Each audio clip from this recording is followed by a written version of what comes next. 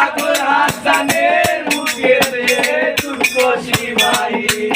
আরে ও বন্ধু রে নদীর বুকে স্থান দেখে লাল জলের মুখে পাগল হাসানের মুখে দুঃখ শিবাই তুমি জানো কিনা বন্ধু জানো কিনা জানি তবে কি আর কুলাইয়া বইতাম ভবানী